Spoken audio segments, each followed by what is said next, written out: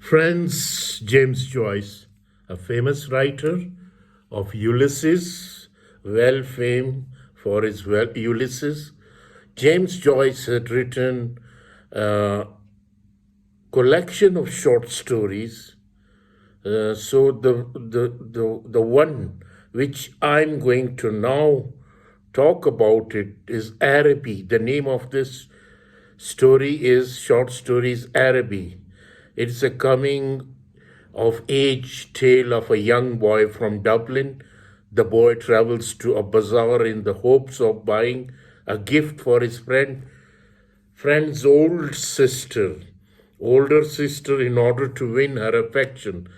Araby is a part of Joyce Dubliners, a collection of 15 short stories in Dublin, which was first published in 1914. Araby and the 14 other stories offer a realistic depiction of what life was like for the Irish middle class in the early 20th century. So let us talk about this short story, Araby. The narrator is an unnamed boy. The narrator of this story is an unnamed boy, describes the North Dublin street on which his house is located. He thinks about the priest who died in the house before his family moved in, and the games that he and his friends played in the street. He recalls how they would run through the back lanes of the houses and hide in the shadow when they reached the street again. Hoping to avoid people in the neighborhood, particularly the boy's uncle or the sister of his friend Mangan. The sister often comes to the front of their house to call the brother, a moment when the narrator's savors. Every day begins for this narrator with such glimpses of Mangan's sister. He places himself in the front of room of his house so he can see her leave her house, and then he rushes out to walk behind her quietly until finally passing her. The narrator and the Mangan sister talk little, but she is always in his thoughts.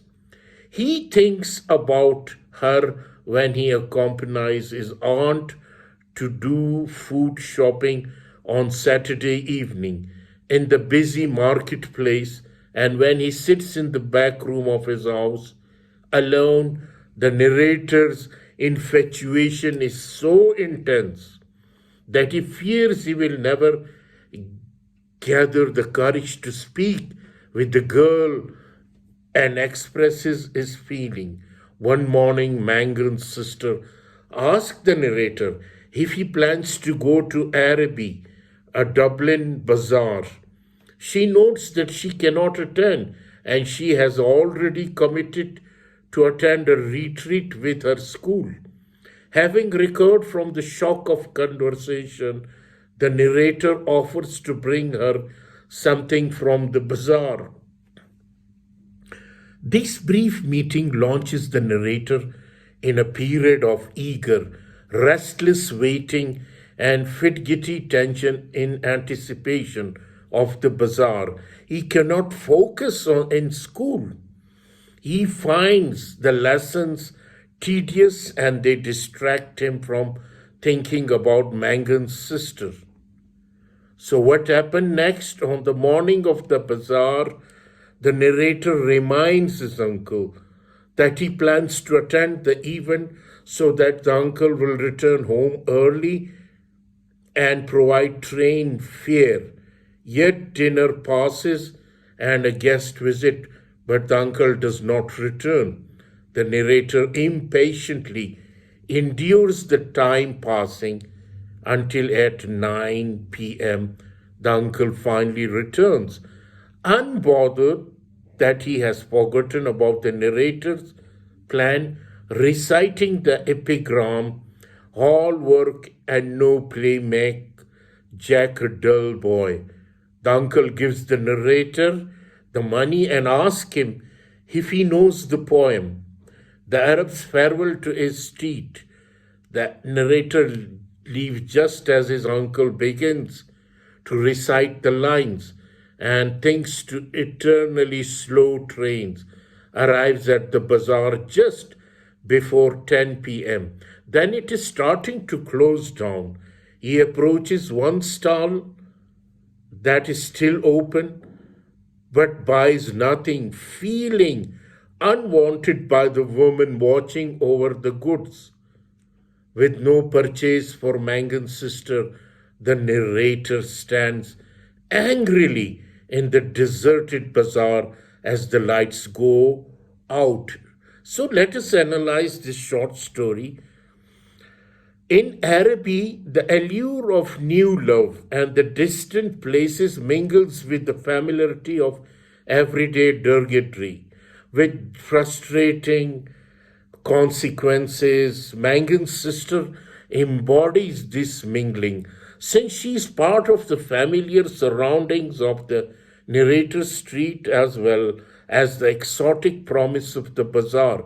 She is a brown figure who both reflects the brown facades of the building that line the street and evokes the skin color of romanticized images of Arabia that flood the narrator's head, like the bazaar that offers experiences that differ from everyday Dublin. Mangan's sister intoxicates the narrator with new feeling of joy and elation. His love for her, however, must compete with the dullness of the schoolwork, his uncle's lateness, and the Dublin strain.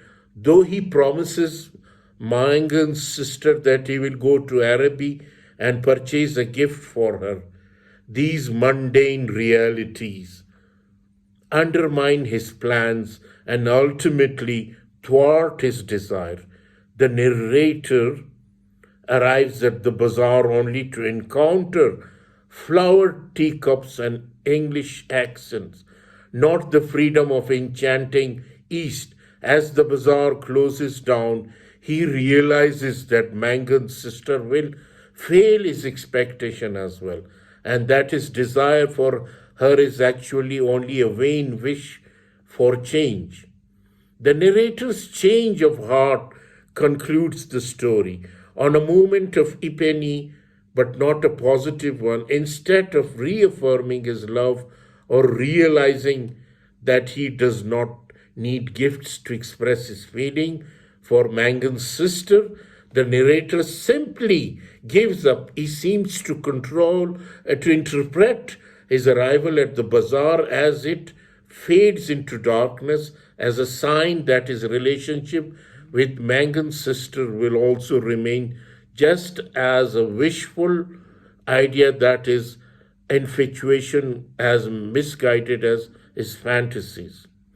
About the bazaar, what might have been a story of happy, youthful love becomes a tragic story of defeat, much like the disturbing, unfulfilling adventure in an encounter.